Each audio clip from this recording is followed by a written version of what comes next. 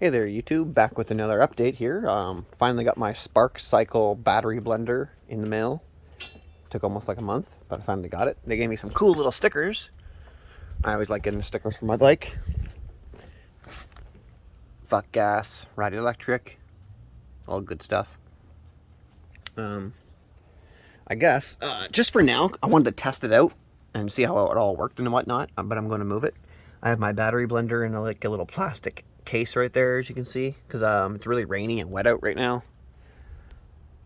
And I just didn't want to wait, but I didn't want the cables to get all wet. This is the only place I could put it for now, because I wanted to watch it just to make sure it didn't overheat.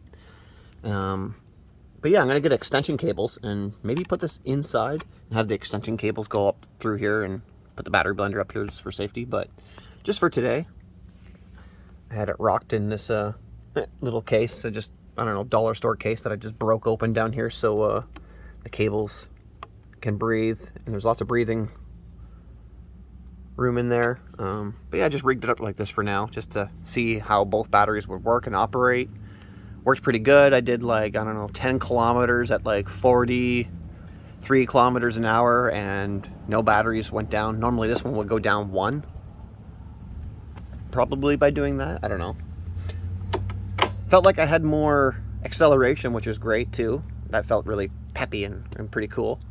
Can't wait to try it for a good day. See how far I can go with both batteries combined now, safely. I might put that somewhere else, but for now I'm just going to leave it there until I get my extension cables. That way it can breathe. It's protected from dust, mud, water. But I don't like my cables being pinched right here.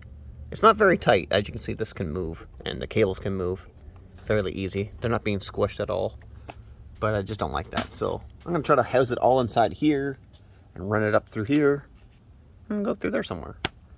But yeah, it's pretty cool. Didn't get hot at all being inside that plastic.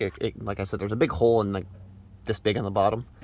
So if any water does get in there, it just drips out. I'm not going to leave it in there, like I said, for permanently, because on hot days, it might get too hot being in that plastic. So just wanted to test it out for now because I couldn't wait. So, oh shit, I just sat in a bunch of water. Lovely. Yeah, so that's pretty cool. Just got this ugly cable. I'm trying to charge my horn because my horn's always dead. But yeah, it felt really, really peppy, like I said, and lots of acceleration. It just felt different. Hard to describe, but it was great different. So I'm very happy I finally got it. Yeah, just all my cables plugged in there and protected. Pretty cool. Till next time.